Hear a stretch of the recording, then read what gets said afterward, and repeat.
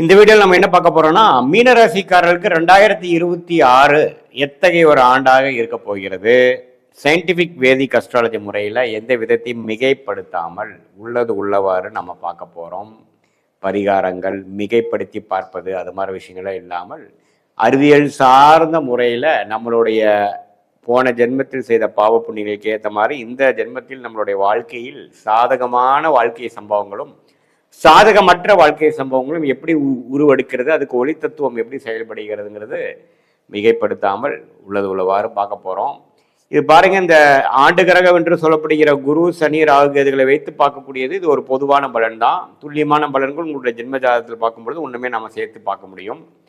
இப்போ பாருங்க, குரு மாதத்தின் முதல் 5 மாதம், ஆண்டின் முதல் 5 மாதம் மே மாதம் வரைக்கும் குரு 4ஆம் இடத்திலிருந்து தொழில் மேன்மை, தொழிலில் ஒரு ஃபோக்கஸு, இம்ப்ரூவ்மெண்ட்டு அதில் கொடுக்குறார். நல்ல ஒரு முன்னேற்றம், தாயார், இடம், வண்டி, வாகனம் அது மாதிரி விஷயத்துலையும் ஓரளவுக்கு நம்மளுடைய கர்மா என்ன நம்ம பண்ண நினைக்கிறோமோ அதில் ஓரளவுக்கு ஃபோக்கஸ்டாக பண்ண வைக்கிறார். இருந்தாலும் ஜென்ம சனி போய் கொண்டு இருக்கிறதுன்னு மறந்துடக்கூடாது.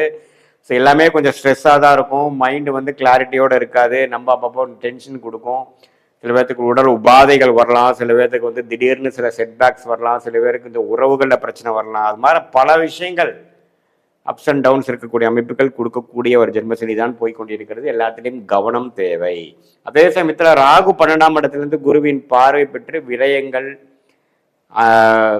கோயிலுக்கு போகிறது, வெளிமாநிலம் போகிறது, வெளிநாடு போகிறது, அது மாதிரி எண்ணங்கள் இருக்கிறவங்களுக்கெல்லாம் டக்கு டக்குன்னு நடக்கும். விரயங்கள் அதிகமாக உண்டு. சிறு சிறு விரயங்களும் சிறு சிறு பிரயாணங்களும் உண்டு. அதே சமயத்தில் 6ல் குரு இருக்கிறது ஓரளவுக்கு நல்லது தான்.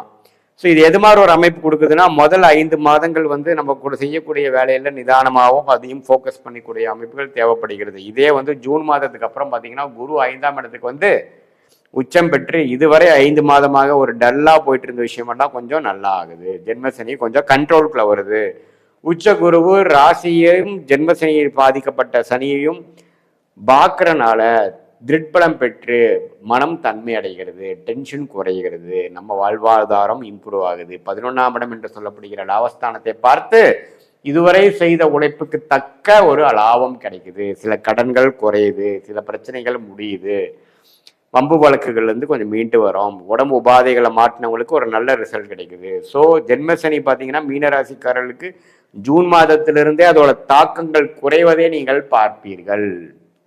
ஆனால் அது வரைக்கும் நீங்கள் கொஞ்சம் கேர்ஃபுல்லாக தான் இருக்கணும். திடீர்னு எண்ண மாற்றங்கள், மென்டல் ஸ்டெபிலிட்டி இல்லாமல் இருக்கிறது, கோபதாபங்கள் வருவது, உடல் உபாதைகள் வருவது, சிறு வயதினர்களுக்கு பார்த்தீங்கன்னா தவறான சகவாசங்கள், தேவையற்ற செயல்கள்லாம் செய்யக்கூடிய அமைப்புகள் இருக்குது. கொஞ்சம் கேர்ஃபுல்லாக இருக்கணும். ஸோ மனம் சஞ்சனப்படக்கூடிய அமைப்புகள் இருக்குது. ஜூனுக்கு மேலே ஒரு நல்ல அமைப்பு மீனராசிக்காரர்களுக்கு காத்திருக்கிறது. மனம் உற்சாகமடையும். அடுத்தடுத்த வேலை மாற்றம், முன்னேற்றம், தொழில் அபிவிருத்தி, வெளிநாடு பிராணங்கள், குழந்தைகள் எதிர்பார்க்கிறவங்களுக்கு குழந்தைகள் விஷயங்கள், கல்யாணமாகாமல் தடையா இருக்கிறவங்களுக்கு திருமணம் நடக்கக்கூடிய அமைப்புகள், நற்செய்தி பெறுவது, வேலையில் ப்ரொமோஷன் வருவது, லாபங்கள் பெறுவது, நண்பர்களிடையே ஓரளவுக்கு நல்ல அமைப்புகள் வருது, காதல் கைகூடுவது, இது மாதிரி நல்ல பலன்கள் ஓரளவுக்கு செகண்ட் ஹாஃப்ல கொடுக்கக்கூடிய அமைப்புகள் இருக்கு. பட் என்னதான் இருந்தாலும் ஜென்மசனி ஆண்டு முழுவதும் இருக்குதுங்கிறது மறந்துடக்கூடாது. அதனால எந்த ஒரு முக்கியமான விஷயங்களும் எடுத்தமா கமுத்தமானு செய்யாமல் கொஞ்சம் பொறுமையாகவும் கவனமாகவும் கண்டிப்பாக மீனராசிக்காரர்கள் செய்ய வேண்டும். எல்லா வயதினரும் மனதை கட்டுக்குள் வைத்து கொண்டு வேண்டும், கண்ட்ரோலாக வச்சுக்கணும், செலவுகளை பார்த்து செய்யணும், உடல் உபாதைகளை வராம பார்த்துக்கணும், மன சோர்வுலேருந்து நீங்கி வரணும். நம்ம யாரோட பழகிறோம், புதுசாக யாரோ உங்களோட நட்பு பாராட்டுறதுக்கு மாதிரி வந்தாங்கன்னா அவங்க யார் என்னன்னு பேக்ரவுண்ட் தெரிஞ்சுதான் உங்களுடைய சீக்ரெட்டான விஷயங்கள், பர்சனலான விஷயங்கள் பேசணும். நம்பி ஏமாறக்கூடாது. ஸோ இது மாதிரி ஒரு ரிஸ்கான ஜென்மசனி என்று சொல்லப்படுகிறது.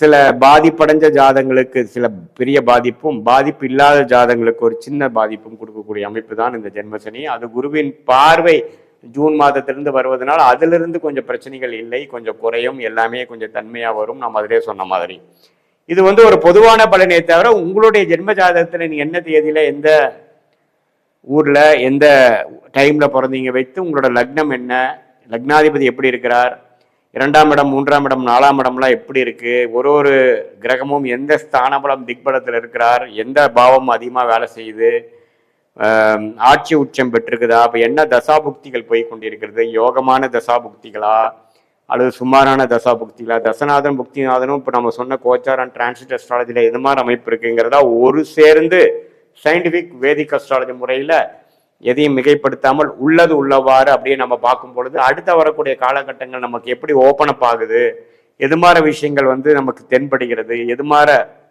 டைரக்ஷன்ல வந்து நமக்கு வாழ்க்கையை திரும்பக்கூடிய அமைப்புகள் இருக்கு, நம்மளுடைய பிராப்தங்கள் என்ன, எது எது வந்து நமக்கு நடக்கிற மாதிரி இருக்கு, எது எது நமக்கு நடக்கிற அமைப்புகள் இல்லை, எது மாதிரி ஒரு ஒரு துறை வந்து நமக்கு ஒத்து வரும், எந்த நேரத்தில் எது செய்யலாம், திருமண விஷயமா இருந்தாலும் சரி, தொழில் மேன்மையான விஷயங்களா இருந்தாலும் சரி, வேலை விஷயமா இருந்தாலும் சரி, உயர் படிப்பு விஷயமா இருந்தாலும் சரி, ஹெல்த் விஷயமா இருந்தாலும் சரி, எந்தெந்த நேரத்தில் எது மாதிரி விஷயங்கள் செய்யலாம், நம்மளுடைய பிராப்தங்கள் என்னங்கிறது நம்ம தெரிந்து கொண்டவையானால் தேவையற்ற மன உளைச்சல், தேவையற்ற பண விரயங்கள், தேவையற்ற சமய விரயங்கள்லாம் தவிர்த்து நமக்கு என்ன நேச்சுரலா நமக்குடைய ஜாதக பிரகாரம் நம்மளுக்கு என்ன வருதோ அதை தெரியும் பொழுது உங்களுக்குமே அதே மாதிரிதான் இருக்கும். இப்போ ஜாதகர் என்ன சொல்லுதோ அதே மாதிரி உணர்வு தான் உங்களுக்கு இருக்கும். அது வேற சொல்லுது நம்ம வேற சொல்றங்கிற மாதிரி வராது.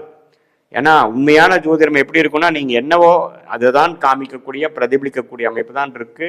அடுத்த வரக்கூடிய கர்வ் எப்படி இருக்கு, நமக்கு சாதகமான டைம் எப்போ வருது, எந்த நேரத்தில் எது நம்ம செய்யலாம், எப்போ வந்து நமக்கு வேகமாக எது மாதிரி காலகட்டத்தில் நம்ம வந்து ரிஸ்க் எடுத்து செயல்படணும், எது மாதிரி காலத்தில் வந்து நம்ம கொஞ்சம் அடக்கி வாசிக்கணும், சர்வேவானா போதுங்கிற மாதிரி இருக்கணும் அப்படிங்கிறதெல்லாம் நாம இந்த மனித குலத்துக்கு அருளிய இந்திய வேத ஜோதிடத்தை புரிந்து கொண்டு அது மூலமாக நம்மளோட வாழ்க்கையை வந்து கிளாரிட்டியோட நம்ம செயல்படும் பொழுது மன உளைச்சல் இல்லாமல், கன்ஃபியூஷன் இல்லாமல், இரட்டை மனம் இல்லாமல் நம்ம செயல்படும் பொழுது நம்மளுடைய உண்மையான கர்மாக்கு தகுந்த மாற உண்மையான பலன்களை பெற்று வாழ்க்கையில வந்து தேவையற்ற பண விரயங்கள், தேவையற்ற சமய விரயங்களை தவிர்த்து நம்மளுடைய பிராப்தத்தை தெரிந்து அதுக்கு தகுந்த மாதிரி திட்டங்களை தீட்டி அந்தந்த நேரத்தில் அதை செயல்படுத்துமே ஆனால் வாழ்க்கையில் எளிதில் வெற்றி பெறலாம்.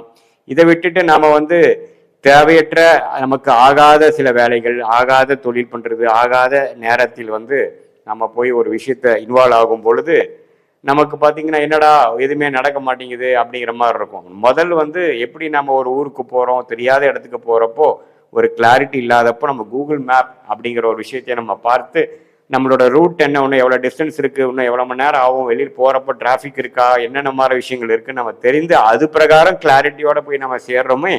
அதே போல் எந்த நேரத்தில் வாழ்க்கையில் எந்த ஸ்டேஜில் வந்து உங்களுக்கு சில விஷயங்கள் புரியல, என்ன பண்றதுன்னு தெரியல, கிளாரிட்டி எப்போ கொஞ்சம் மிஸ் ஆகுற நேரத்தில் வந்து உண்மையான ஜோதிடரை பார்த்து சயின்டிபிக் வேடிக்கை அடிப்படையில் எந்த விதத்திலையும் மூட நம்பிக்கை போகாமல் உள்ளது உள்ளவாறு உங்களுடைய பிராப்தத்தை தெரிந்து கொண்டு அதுக்கு தகுந்த மாதிரி வாழ்க்கையில செயல் திட்டங்களை செலுத்துவேயானால் கண்டிப்பாக வாழ்க்கையில் எளிதில் வெற்றி பெற முடியும் என்று சொல்ல விரும்புகிறேன். மீண்டும் மற்றொரு காணொளியில் சந்திப்போம். நன்றி, வணக்கம்.